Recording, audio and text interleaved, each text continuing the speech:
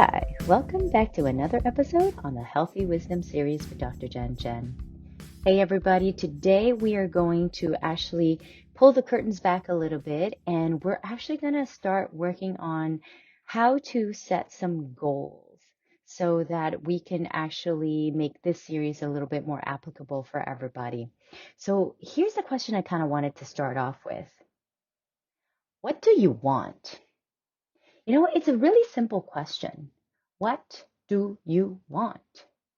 And this was a question that actually was asked of me a few years ago. And I remember going, oh, gee, I, I'm not sure. I don't know if I've ever thought of, what I wanted in a very concrete sense. I guess throughout my life, I've always just kind of relied on, sort of like the autopilot mode where you kind of go from one thing to the next to the next to the next. I've always been kind of like that person that kind of goes by the book.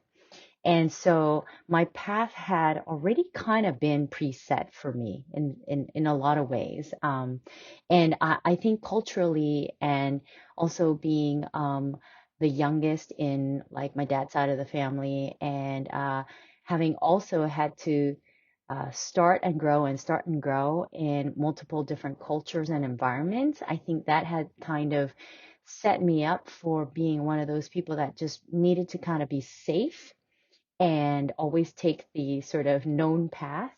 And so I never really thought about, what is it that I want? What does Jen want? And so when I started thinking about it, I mean, I gotta say, it was a slow start because I didn't know what I wanted. So this is a process. I gotta say, obviously, thankfully, um, I have gotten to a point where I actually do know what I want, and I know what it is that I'm working towards. I'm very thankful that, along the journey, I've had so many amazing teachers and mentors and coaches that have really helped me, and people around me have just been very supportive. And helping me grow to be able to get to the point of knowing what it is that I want. So I wanted to actually challenge you or actually say, perhaps, ask you the same question that was asked of me. So one of the biggest exercises that I think anybody could start with is plain and simple. What do you want? All right. So I'm going to try to prompt you a little bit during this episode, and we're going to just kind of try to do it as an exercise. So, one of the things that you could start by kind of just jugging your um, thinking, sort of warming up, your thoughts is, well, okay, like if you're like in your younger years, is it like a big exam that you want to achieve a good grade on? Is it a graduation? Is it a diploma that you're working towards? Is it a degree? Um, is it like then perhaps is it marriage, like in terms of relationships? Do you want to be married? Do you not want to be married? Parenthood? Do you want to have kids? Do you not want to have kids? Um, is it a promotion? Like in your career, is there a promotion? Are you in the corporate and you are climbing the ladder and you want to become the next general manager, or is it the CEO or the COO or the CFO or the COO, right? So perhaps those are just kind of some milestones that you can start thinking about.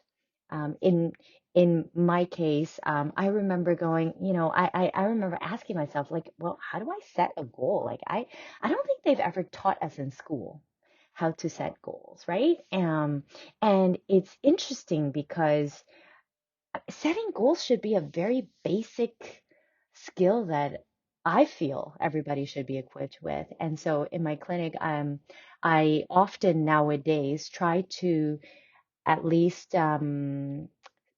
share with, the newer generations, of the younger kids that I'm seeing, especially those who are hitting the tweenage years and the teenage years and the early college years. I usually prompt them, and I try to kind of instill in them like a skill of, setting some small goals. And I find that it's nice to see that, if they begin by being a little bit, I guess, unsure, by the end of, say, our session, while I'm adjusting them, we're talking about these things. And by the end of the session or by the next visit, they do have an idea what it is that they want to do. It may not be like crystal clear, but they kind of have an idea, and then they are then working towards it. And then we follow up in the next few visits to make sure that they actually are on the right path of being able to set goals and actually work towards them and be able to achieve them. So it's nice to be able to kind of empower them a little bit during their appointments with me, and I feel like at least I am also teaching them something that I've been taught that is not a part of our regular curriculum in school.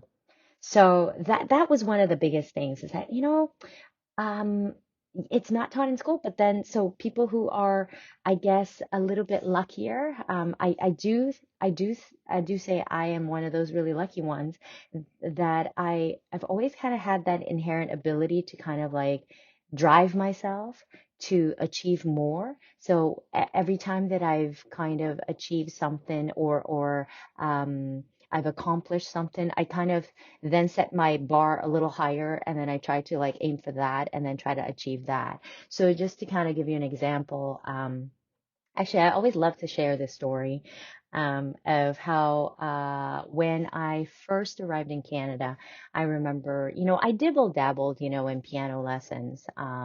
When I was really young, my parents did put me in piano lessons here and there, like, but not very consistently, because I think they started me at the age of 3, and I never really showed very much promise, I guess. And so, when we finally immigrated to Canada, and it seemed like this was the place where we were going to settle down, I remember asking my dad, I said, "Hey, Dad, I would love to have piano lessons, and I would love to learn to play the piano." And very unlike other parents, most other parents would be like, "Yeah, awesome, let's put you in lessons and stuff." So, interestingly enough, no, my dad's first response was, "You want to take piano lessons, eh? Well, how about you put together a little proposal for me, and you can argue your case and present to me to show me what the purpose of you learning piano would be." And I gotta say, at the age of 9, I was like, I have no idea. I mean, I just want to take piano lessons. But I hunkered down, and I actually did do a verbal presentation. So about a week later, after my dad and I had that conversation, one day at the kitchen table, I said to my dad, I said, "Okay, Dad, I'm ready to propose to you my presentation, and I want to talk about our piano lessons. And I wanted to at least, show you what it is that I'm prepared to do." And so, interestingly enough, because my dad had prompted me with that question, why is it that I wanted to learn piano? I had to sit down and think about, okay, well, if I if this was I guess, an instrument that I really wanted to learn, why was it that I wanted to learn that? And what was I prepared to do to be able to learn it the whole way? So I guess in some ways, I presented it to my dad, and I said, "Dad, I'm willing to uh, definitely make sure that I get a certificate or a diploma, or at the anybody who plays the piano, the ARCT diploma is I guess the highest level that you can achieve." So I said to my dad, "I'm committed to be able to finish the entire program. I will do it the right way, and I will go through the in Vancouver, in Canada, the Royal Conservatory of Music is the one of the I guess the most established paths to getting your ARCT." So I said, "I'm prepared to do that.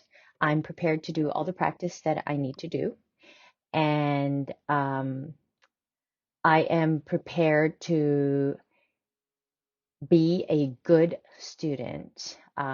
and I will do whatever it is asked of me. So I will be dedicated, committed, and I will do whatever it takes. And by the way, may I get a grand piano, because I think if I reach the higher levels, I would just feel more motivated if I had a grand piano to play on. Needless to say, my dad was like, let me see. The grand piano versus an upright piano, that is quite a bit of a difference in terms of an investment, right?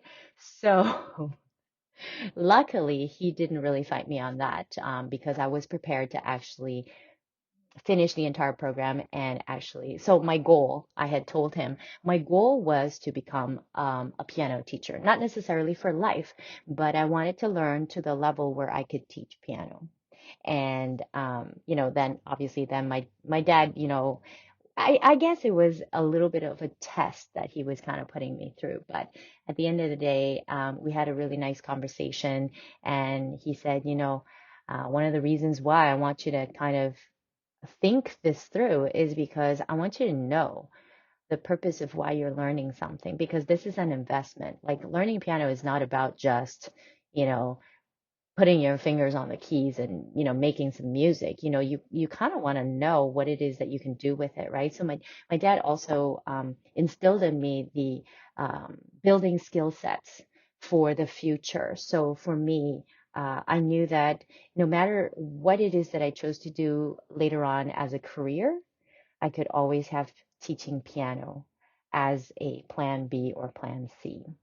And so I am extremely thankful for that opportunity that it gave me to think about it and to learn about how to set some preliminary goals, how to aim for something at a young age, and at the end of the day, be able to secure something as a skill set that I could contribute later in life. So that is one aspect of, learning to kind of sort of set like, it's almost like it instilled in me an internal drive that I could always push myself to the next level. And having a goal um always kind of helps doing that. And I remember, oh my God, a lot of my friends actually who also were learning piano at the time, whenever you get to like the higher levels, like grade 9, grade 10, I mean, you could literally see statistically, like, the number of people that actually reach grade 9 and 10 is already about maybe 50% of the number of people that, started with you. And then you can see it like significantly taper off the number of people that then move on to grade 10. And grade 10, so grade 10 is like the second last level. So grade 10, after grade 10, it's ARCT. So I remember how many people were left, which was actually, you could count in one hand how many people were left at that point in time. And I remember at times, like, I felt like giving up, because at that point in time, I was in university. I think I was in like second year.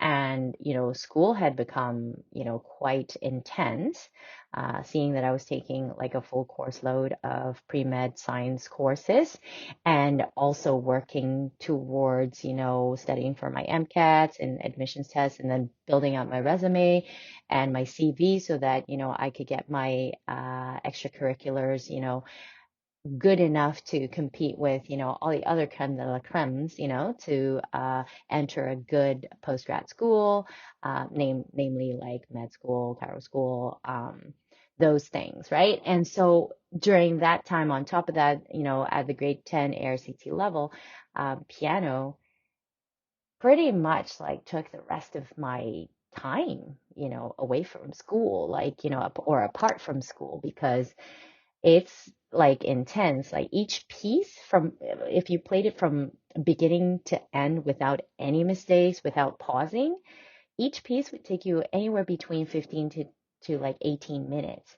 And so if you didn't have a few hours on your belt, you really couldn't work on any specific parts that you were weak on. So literally, piano was an all-time consuming part of my life as well. So it would take anywhere between 4 to 6 hours of practicing my